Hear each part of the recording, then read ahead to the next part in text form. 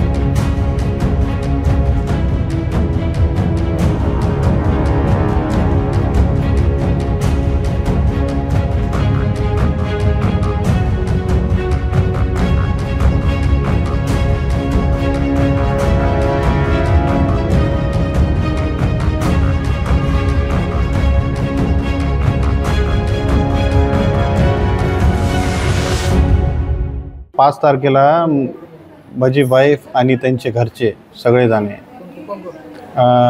वैष्णवी परळे पत्नी माझी आणि तिचा भाऊ तेजस परळे, पुन्हा सासूबाई पण होती आणि त्यांच्यासोबत अजून दुसरे 2 जण होते। अशी 5-6 जण होते बघा। पण मला घरात येऊन मारहाण यांनी दोघांनीच केली आणि बाकीचे बाहेर थांबून त्यांना हत्यार देऊ लागले होते। हां, ते पण आहे माझ्याकडे। कशामुळे काय प्रकरण म्हणजे काय, प्रॉपर्टीसाठी यांनी मला पहिले पण आमच्याकडून फसवणूक करून पैसे काढलेले होते। जवळपास 37 लाख रुपये काढून घेतले। ते तर पैसे द्यायचेच नाही म्हणले। पुन्हा आम्हाला घर आणि इथले नांदेडमधली प्रॉपर्टी आमच्या नावावर करून द्या असं म्हणायला लागले त्यांनी। आणि मला आणि माझ्या आईला मारून टाकतो म्हणून चालू आहे, धमक्या द्यायलेत त्यांनी। हां, आता पण चालू आहे माझ्या। आणि ह्याच्यामध्ये पोलीसवाले 2 पोलीसवाले आहेत, 2-3 पोलीसवाले आहेत, त्यांना मदत करायले। पोलिसात तक्रार दिली का? पोलिसात मी तक्रार म्हणजे फक्त मला पोलीस स्टेशनला गेलतो मी आणि 112वर पण माझी कंप्लेंट दाखल केलेली आहे। तर पोलीस स्टेशनमधून मी सांगितलं की बाई मला मारहाण झाली, असं झालं, माझ्या आईला तुम्ही वाचा असं मला मेडिकल देऊन मला इकडे पाठवलं। तर मागील 2 वर्षापासून तुम्ही पोलीसवाल्यांना चालले, काय होतं? मी 2 वर्षापासून मी खूप अर्ज केले, पण पोलीस स्टेशनमध्ये तर मला येऊच देना गेलते। तुमचं सगळं खोटं आहे म्हणून लागले। ह्याच्यामध्ये मागणी काय? मागणी हीच आहे की त्यांनी जे आमचे म्हणजे सासरवाडीचे आहेत की त्यांनी आहे की नाही कोर्टामार्फत यावं, पण असं जबरदस्ती करू नये, आम्हाला मारहाण करू नये। आणि हे जे पोलीसवाले आहेत जे की त्यांची मदत करतात त्यांच्यावर कारवाई व्हावं।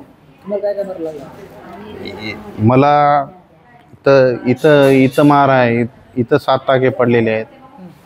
पुन्हा 2 जागी माझा हात क्रॅक आहे, इथं आणि इथं। पुन्हा डोसक्याला 7 टाके आहेत माझ्या। हां, बायको मेवना, सासूबाई, अजून दुसरे 2 जण होते। लोखंडी रॉडनं मारलेले आहेत मला। बायकोने स्वतः मारले। मारणाऱ्यांना पकडण्यात तेव्हा काय पोलिसांना? मारणाऱ्याला तर पकडले नाही अजून, बी खुलेच आहेत त्यांनी।